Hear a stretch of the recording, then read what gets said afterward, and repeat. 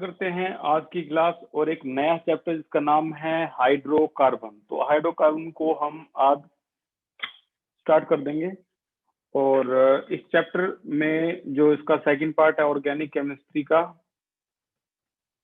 ये स्टार्ट होता है एल्केन, एल्कीन और एल्काइन।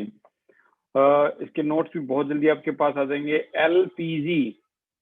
एलपीजी सिलेंडर जो घरों में इस्तेमाल होते हैं, इनकी फुल फॉर्म क्या है?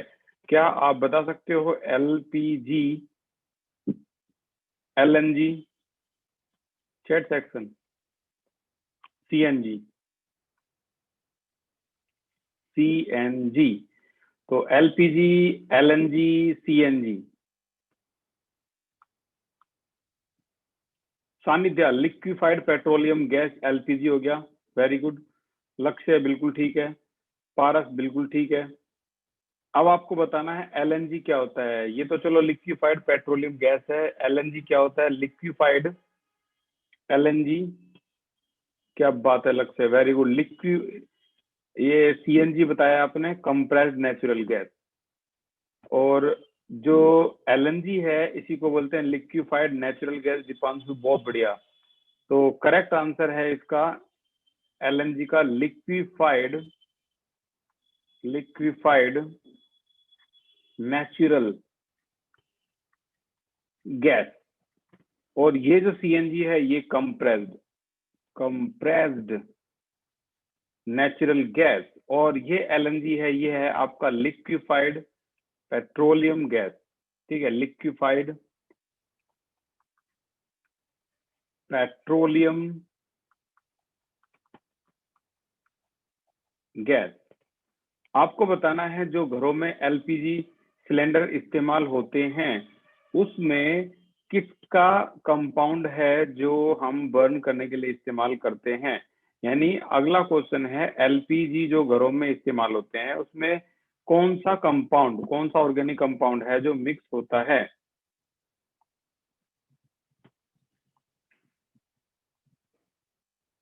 ओके बताइए। क्या बात है Devesh, very good. Arnav Gupta, methane तो बायोगैस में इस्तेमाल करते हैं। अभिषेक, ये गलत है। प्रोपेन गलत है। करेक्ट आंसर अभी तक किसी ने नहीं दिया है। वैसे थोड़ा बहुत जो बोल रहे हैं लक्ष्य, ठीक है ठीक है। देवेश ने थोड़ा आंसर बिल्कुल करेक्ट दिया है। पारस खत्री, क्या बात है, कैसे इंटरनेट का यूज कर रहे हो क्या तुम? ब्यूटेन नहीं, करेक्ट आंसर है उसका आइसोब्यूटेन।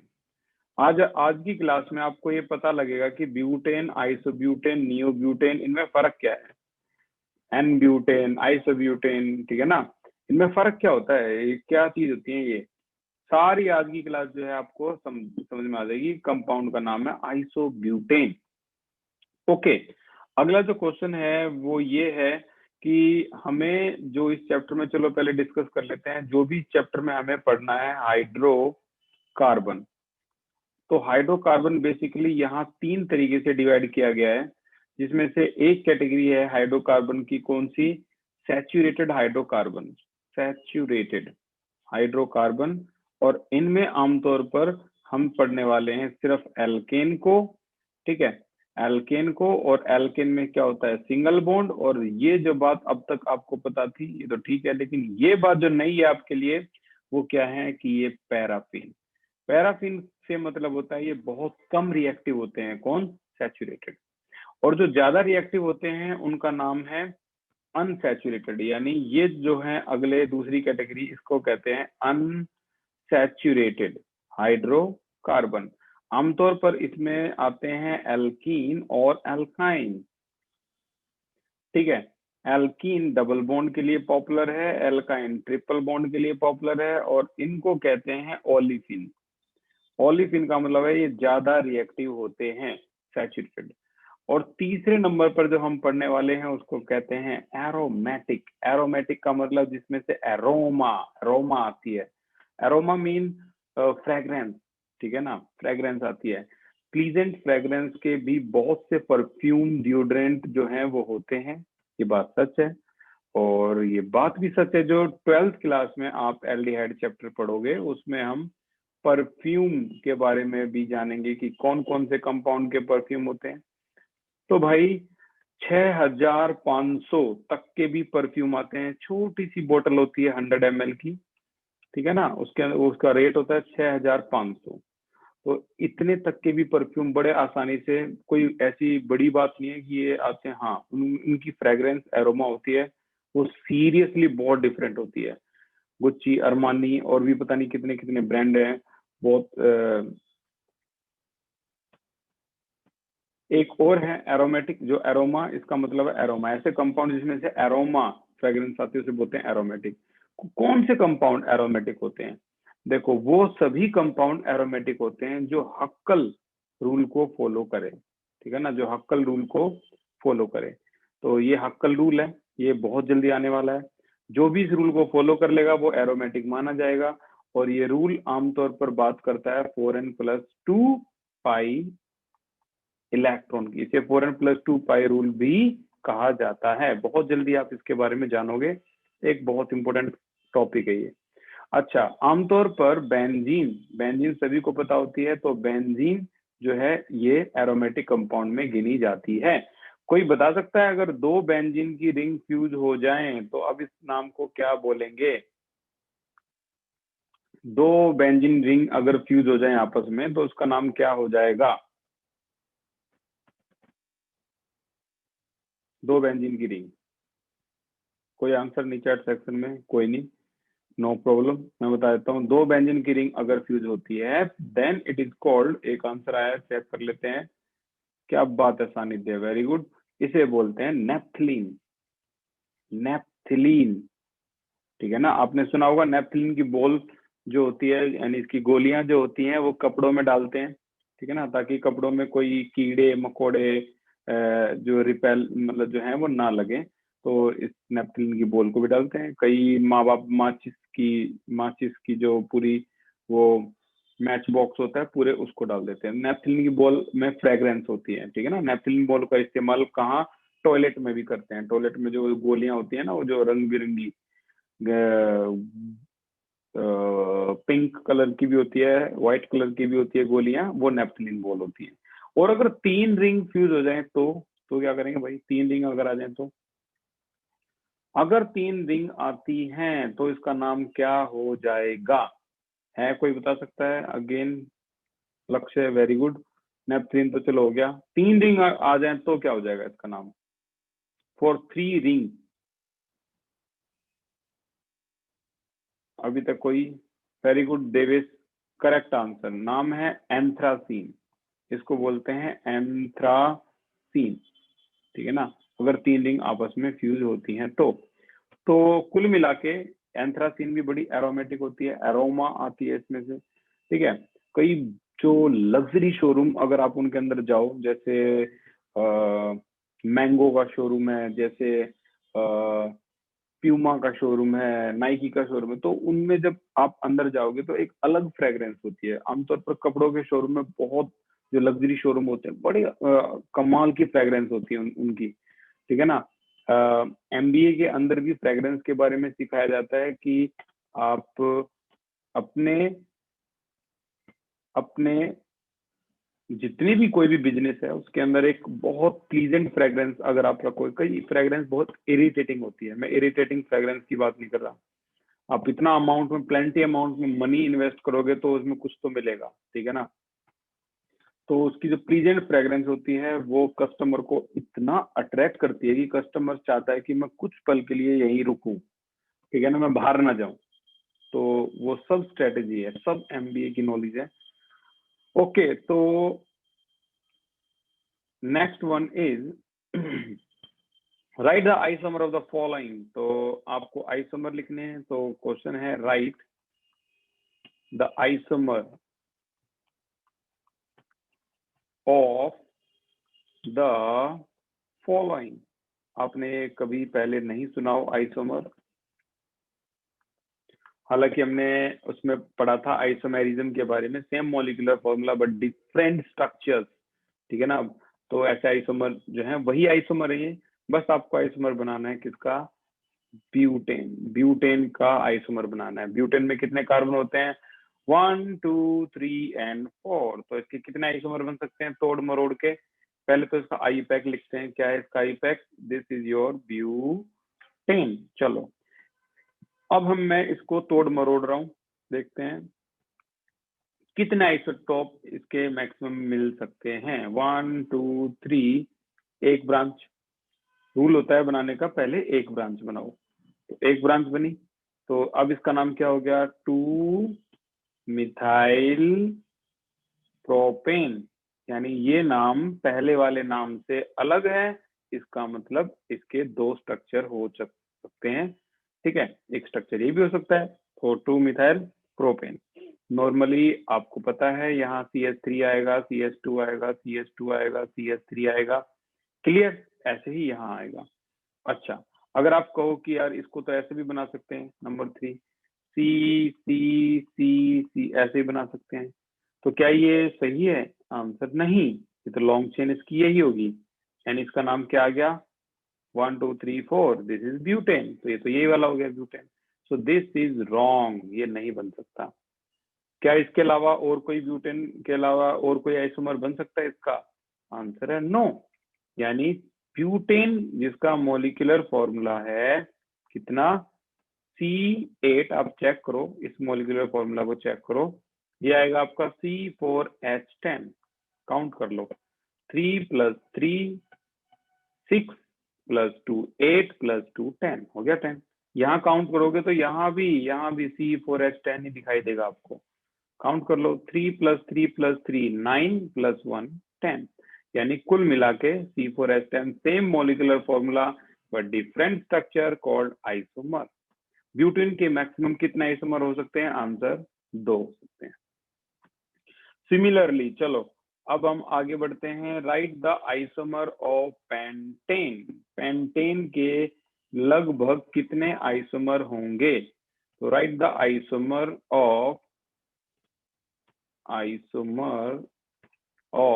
पेंटेन जिसका मॉलिक्यूलर फॉर्मूला है C5C5H12।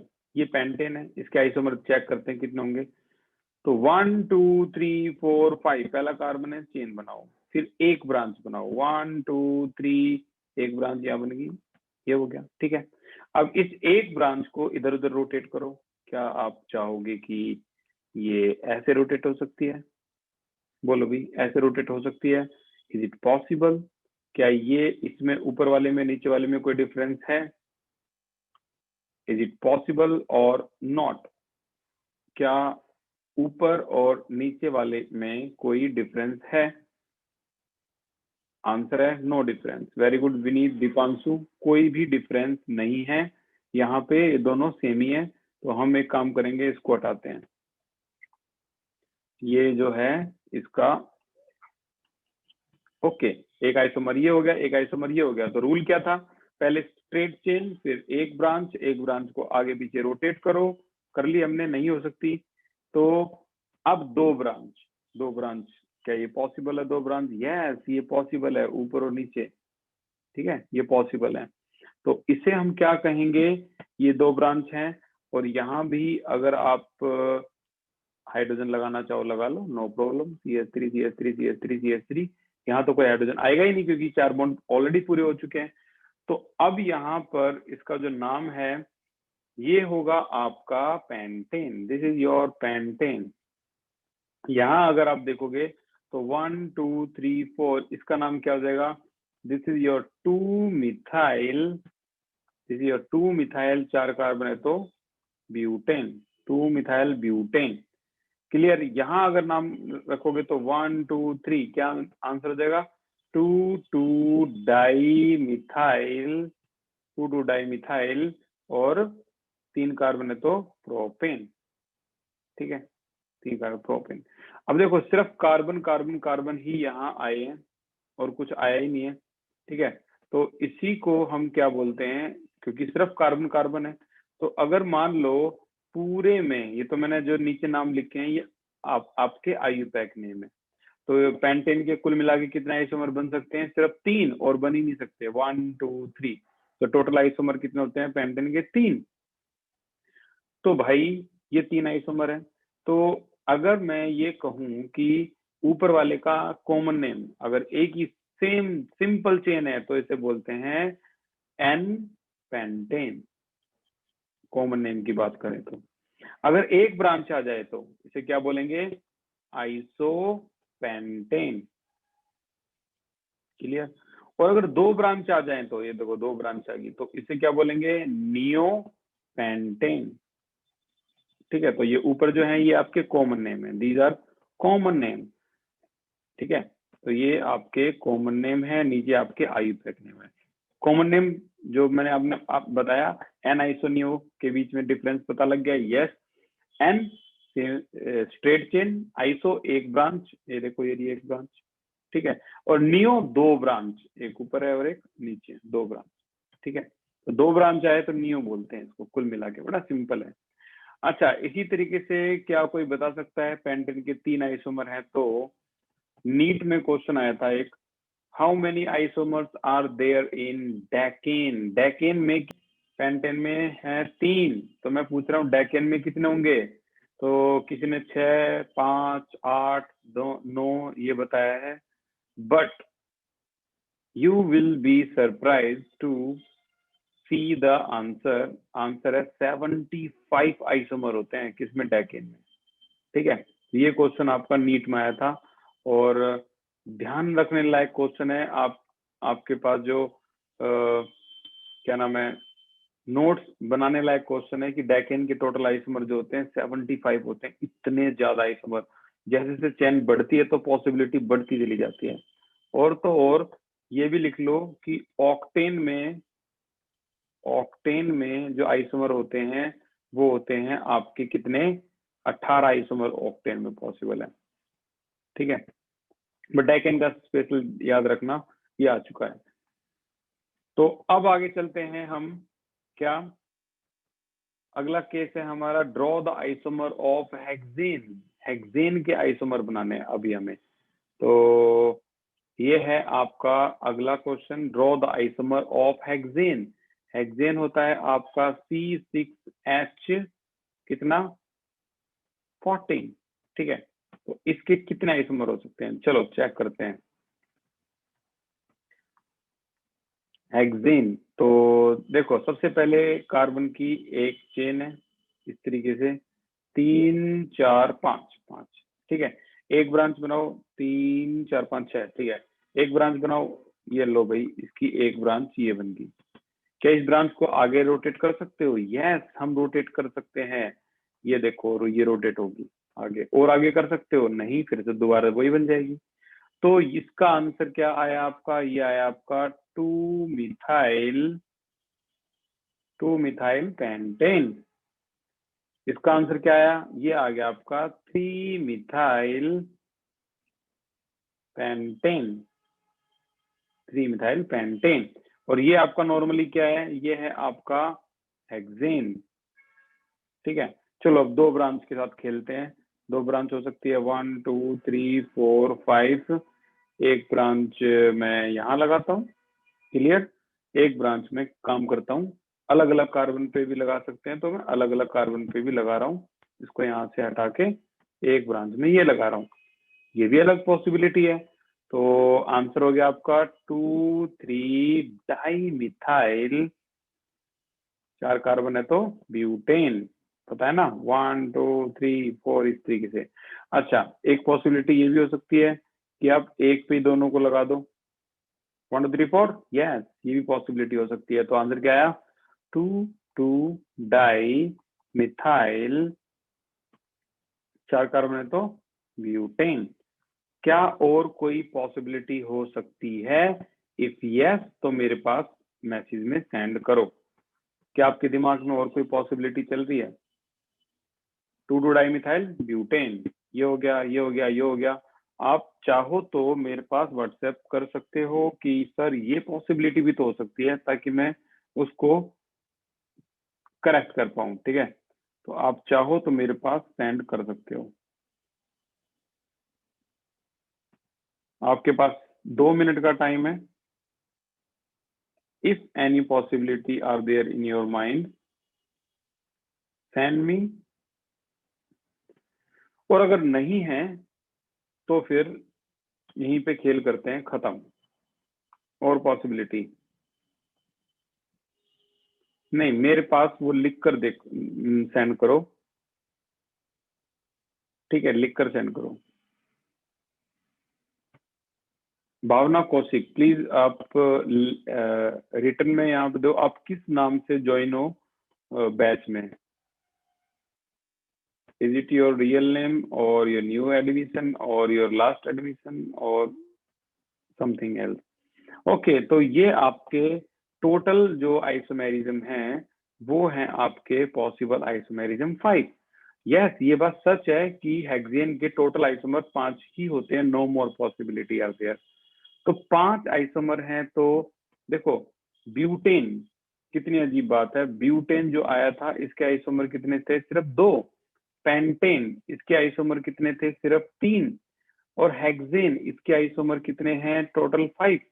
और कितनी अजीब बात है, डेकेन में पता नहीं इतनी पॉसिबिलिटी आ जाती है कि आइसोमर 75 तक चले जाते हैं, इतना ज्यादा इंक्रीमेंट। ठीक है, तो करेक्ट आंसर जो है इसका वो 75 था। उम्मीद है आपने इसको समझ लिया होगा। ओके, तो यहाँ पर अब हम करते हैं अगला पोर्शन स्टार्ट। ये हो गया यहाँ तक का खत्म। ठीक है, now next one is isomer को स्टडी करते करते करते करते draw all the possible isomer of chloropentane. ठीक है ना, एक क्लोरोपेंटेन है, इसको भी डिस्कस कर लेते हैं। हालांकि ये क्लोरोपेंटेन 12th में आता है, लेकिन कोई नहीं, इसको भी डिस्कस कर लेते हैं। Draw the all possible isomer of chloropentane. Isomer of chloropentane, ठीक है, ये डिस्कस करते हैं अब हम। क्लोरोपेंटेन बेसिकली होता है C5H11Cl, एक क्लोरीन जो है ब्रांच है। इसके बारे में कोई ज्यादा बड़ी बात नहीं है। 1 2 3 4 5, पहले तो एक काम करो, नॉर्मली पेंटेन को ड्रॉ कर लो। एक ब्रांच तो ये हो जाएगा, ओके, 2 ब्रांच तो ये हो जाएगा। आईयूपैक नेम भी आपने समझ लिए हैं, इसका एन पेंटेन, इसका आइसोपेंटेन, आईयूपैक बोलो common name, n pentane, isopentane, neopentane. ठीक है, अब हम Cl लगाएंगे। देखो एक्सपेरिमेंट देखना, Cl कहाँ कहाँ लगा सकते हो आप। देखो Cl आप यहाँ लगाओगे तो क्या नाम हो जाएगा, 1 क्लोरोपेंटेन। क्लियर। Cl यहाँ भी लगा सकते हो, नाम क्या हो जाएगा, 2 क्लोरोपेंटेन। क्लियर है। Cl यहाँ भी लगा सकते हो, नाम क्या हो जाएगा, 3 क्लोरोपेंटेन।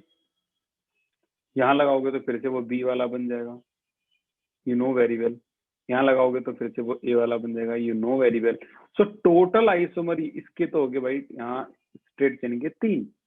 चलो अब यहाँ आते हैं। अगर आपने Cl यहाँ लगा दिया ए, तो आंसर क्या हो जाएगा, 1 2 3 4, 2 मिथाइल 1 क्लोरो 2 मिथाइल ब्यूटेन। हो सकता है, बिल्कुल हो सकता है। बी यहाँ लगा दिया तो Cl 2 क्लोरो 2 मिथाइल ब्यूटेन, यहाँ लगा दिया सी, तो अब सी यहाँ लग गया तो काउंटिंग यहाँ से होगी 1 2 2 क्लोरो 3 मिथाइल ब्यूटेन। डी यहाँ लगा दिया तो 1 क्लोरो 3 मिथाइल ब्यूटेन। और अब ये जो सी है यहाँ भी वही नाम आएगा जो ए का आया था। ठीक है, क्यों, देखो यहाँ Cl लगा दो, वो काउंट यहीं से स्टार्ट है, 1 2 3 4, 1 क्लोरो 2 मिथाइल क्या है आपका, ब्यूटेन। यहाँ ए को देखो, 1 2 3 4, 1 क्लोरो 2 मिथाइल ब्यूटेन। इसको देखो, ए पे लगा के Cl को, 1 2 3 4, 1 क्लोरो 2 मिथाइल ब्यूटेन। तो उम्मीद आप समझ गए। कुल मिला के यहाँ कितनी पोजीशन पे Cl लग सकता है, 4, ABCD। इसकी अगर मैं बात करूं तो यहाँ कितनी पोजीशन पे Cl लग सकता है, चैट सेक्शन में दिमाग लगा के बताओ। कितनी पोजीशन पे Cl लग सकता है यहाँ पे?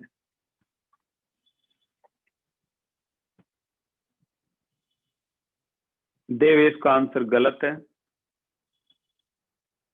नितेश का आंसर वेरी गुड, बिल्कुल ठीक है, गुड गोइंग। विनीत का गलत है।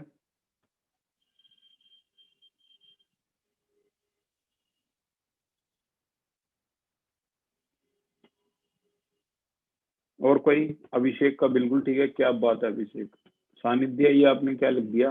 11 पोजीशन पे लग सकता है। सिर्फ मैं नियो का पूछ रहा हूँ। दीपांशु गलत, लक्ष्य गलत, देवेश अब ठीक है। करेक्ट आंसर है सिंगल पोजीशन पे यार। देखो, जब कभी भी एक कार्बन की कितनी भी ब्रांच हो और जितनी भी ब्रांच हो सारी सेम है। देखो, ये इसके सेम है, ये इसके सेम है, ये इसके सेम है, तो समझ जाओ कि पोजीशन है सिर्फ एक ही, ए ए ए ए। कई बच्चे कहेंगे सर ये बीच वाले सी पे भी लग जाएगा Cl।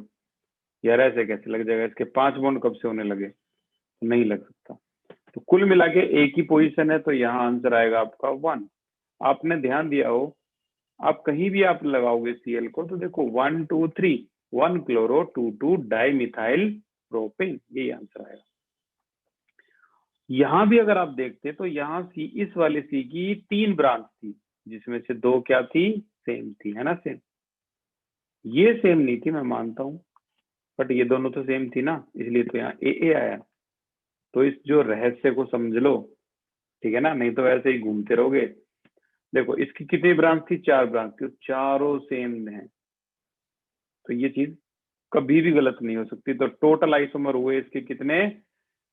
4 + 1 5 + 3 8। So correct answer is 8। इसके टोटल 8 आइसोमर हो सकते हैं। नाम है आइसोमर ऑफ क्लोरोपेंटेन। ठीक है। एन आइसोनियो के बारे में मैंने आपको बताया, एक ब्रांच होती है तो एन है, दो ब्रांच होती, सॉरी, एक भी ब्रांच नहीं है तो होता है एन, एक ब्रांच होती है तो होता है आइसो, दो ब्रांच होती है तो होता है नियो। तो उम्मीद है एन आइसोनियो आप समझ गए होंगे।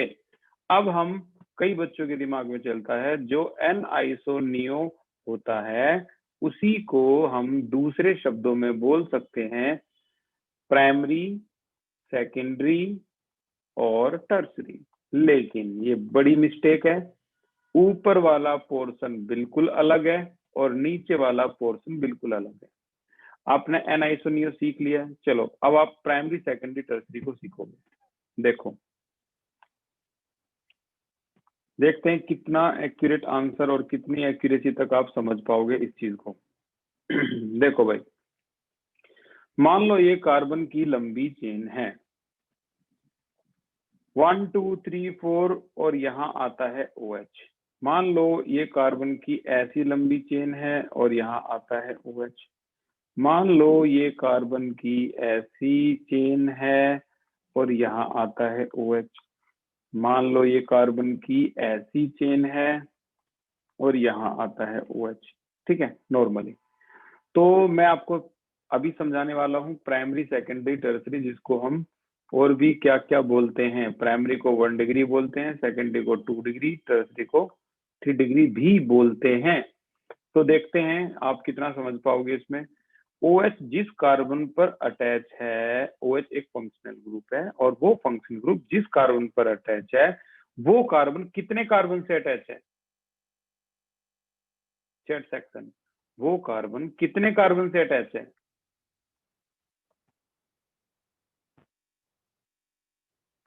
आंसर आया है नितेश, 4 कार्बन से अटैच है। देवेश ठीक है 1। भाई मैंने तो जो बोला उसको ध्यान से सुनो, ध्यान से। फंक्शनल ग्रुप जिस कार्बन से अटैच है वो कार्बन कितने कार्बन से अटैच है? फिर से जाओ चैट सेक्शन, बताइए। ओम शुक्ला वेरी गुड, नितेश बिल्कुल ठीक है, निखिल ठीक है, सानिध्य ठीक है। अब हुई ना बात, यानी ये एक कार्बन से अटैच है और वो कार्बन है ये ब्लू कलर में आपको जो दिख रहा है, ये इसी से तो अटैच है। तो इससे पता लग जाता है कि आपका मॉलिक्यूल कौन सा है। आपका मॉलिक्यूल है प्राइमरी यानी 1 डिग्री। सिमिलरली OH जिस कार्बन से अटैच है वो कार्बन कितने कार्बन से अटैच है, साफ दिख रहा है 3 से, तो इसका मतलब हुआ ये मॉलिक्यूल की क्या हो गया आपका 3 डिग्री यानी टर्सरी। सिमिलरली OH जिस कार्बन से अटैच है वो कार्बन कितने कार्बन से अटैच है, आंसर है सिर्फ 1 से ही अटैच है, तो ये भी क्या हो गया आपका पूरा का पूरा 1 डिग्री यानी प्राइमरी। OH जिस कार्बन से अटैच है वो कार्बन कितने कार्बन से अटैच है 2, तो ये पूरा का पूरा क्या हो गया आपका 2 डिग्री यानी सेकेंडरी। तो ऐसे हम किसी भी फंक्शनल ग्रुप को देखकर हम बहुत आसानी से बता सकते हैं कि ये प्राइमरी है, सेकेंडरी है या फिर टर्सरी है। तो इस बात को अपने जहन से निकाल देना कि जिसकी स्ट्रेट चेन होती है वो N होता है और उसी को प्राइमरी बोलते हैं, नहीं नहीं नहीं, ये देखो इसकी तो एक ब्रांच है, तो ये तो 1 डिग्री है, ठीक है ना। तो इस चीज को अपने दिमाग से बिल्कुल निकाल देना कि OH जिस कार्बन पर अटैच होता है वो कार्बन कितने कार्बन से अटैच होता है, ये मैटर करता है, ठीक है। तो उम्मीद है ये समझ में आया होगा आपको, और थोड़ा सा और प्रैक्टिस करोगे तो आगे का खेल भी बहुत क्लियर हो जाएगा। अब हम चलते हैं इसके अगले सेक्शन की तरफ और हमारे पास है NCERT 13.2। ओ माय गॉड, ये NCERT के लिए तो भाई पूरी NCERT डाउनलोड करनी पड़ेगी। कोई नहीं, कल मैं आपको NCERT के साथ मिलूंगा यहाँ पे, और आज हम बिना NCERT के क्वेश्चन को लिख रहे हैं। आपकी एक्सरसाइज का NCERT एक्सरसाइज का क्वेश्चन है 13.2, ये क्वेश्चन है और इसका पहला पार्ट है, इसके 10 पार्ट है। पहला पार्ट है, उसने कहा है आयुपैक लिखकर दिखाइए। आयुपैक में हमने महारत हासिल कर रखी है, 100 से ज्यादा आयुपैक की प्रैक्टिस हम कर चुके हैं, तो ये हमारे लिए आसान होगा, CH3 और ये CH3, ठीक है। तो देखते हैं, अगर 3 से ज्यादा ब्रांच यार कैसे हो सकती है, सोचने वाली बात है। कार्बन के 5 बॉन्ड थोड़ी ना हो जाएंगे, जब कोई फंक्शनल ग्रुप जुड़ा होगा तो 3 से ज्यादा ब्रांच हो ही नहीं सकती, कार्बन के तो 4 ही बॉन्ड हो सकते हैं मैक्सिमम। तो देखो इसकी आईपैक नेम हमारे सामने है, जल्दी से आईपैक नेम लिख के दिखाओ, किसका करेक्ट होता है देखते हैं। आईपैक नेम लिख के दिखाओ। ओके, तो आंसर है 1,2 tri methyl 2 methyl butyne, 1 2 3 4। Mansi Sharma बिल्कुल करेक्ट है, 2 मिथाइल ब्यूट और 2 पे इन है, तो 2 मिथाइल ब्यूट 2 इन, ठीक है, ये आंसर होगा इसका एक्यूरेट। और आगे चलते हैं नंबर 2। नंबर 2 है CH2 double bond CH, C triple bond C, CH3, ये है क्वेश्चन। तो जल्दी से आईपैक नेम बताओ इसका क्या होगा। सोम शर्मा बिल्कुल ठीक है, वेरी गुड। इसका आईपैक नेम मानसी शर्मा, इन में पूरा ई नहीं आएगा, बाकी आपका बहुत ठीक है, very good. Devesh no doubt बिल्कुल ठीक, वेरी गुड। सोम शर्मा बिल्कुल ठीक, पेंट को बस पैन बना दिया आपने, बाकी सारा ठीक है। और 3 के बाद डैश आएगा, ये भी ठीक है। विनीत यादव आपका पेंट 1 इन, वेरी गुड वेरी गुड, ये भी सही है, नाइस। चलो देखते हैं आंसर क्या है। आंसर है 1, क्योंकि ये स्ट्रॉन्ग है भाई, double bond 2 3 4 5, and answer is pent 1 en 3 yne, this is your correct answer. बस इन में पूरा ई मत लगाना, ठीक है। तो इसी तरीके से मैं आपको 3 क्वेश्चन दे रहा हूँ घर के लिए, उम्मीद है आप पूरी ईमानदारी से इसको करोगे। आपके NCERT के 1 2 3, यहाँ double bond bond line structure है, पता लग गया होगा। अगला है नंबर 4, ये बेंजीन की रिंग है, ठीक है। यहाँ आएगा CH2 CH2 CH double bond CH2, और ये है नंबर 5 पे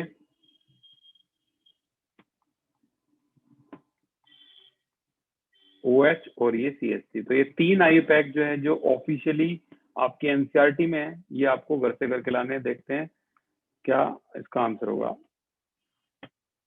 शीतल गुप्ता, ठीक है, बस आपको डैश लगाना चाहिए था, बाकी तो ठीक है।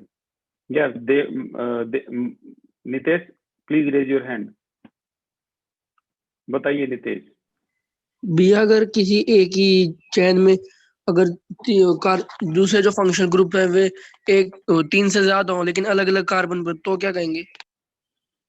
अगर मान लो अलग अलग कार्बन पे फंक्शनल ग्रुप है और 2 से ज्यादा है, ऐसी अगर सिचुएशन आएगी तब भी हम इसको, जैसे मान लो ये फंक्शनल ग्रुप है, ये फंक्शनल ग्रुप है, ये फंक्शनल ग्रुप है, तो हम ये देखेंगे सबसे स्ट्रॉन्ग फंक्शनल ग्रुप कौन सा है। ठीक है ना, हालांकि कभी ऐसी कंडीशन आएगी नहीं, लेकिन अगर ऐसा है तो स्ट्रॉन्ग फंक्शनल ग्रुप को देखेंगे हम। हालांकि ऐसा कोई भी कंडीशन नहीं आएगी। अगर आपके दिमाग में कोई ऐसा स्ट्रक्चर है तो मेरे पास लिख के सेंड कर देना व्हाट्सएप पे, मैं बता दूंगा उसका। ये 3 होमवर्क है जो आपको घर से करके लाने हैं। तो आज की क्लास इतनी थी। Thank you so much for the class. Take care.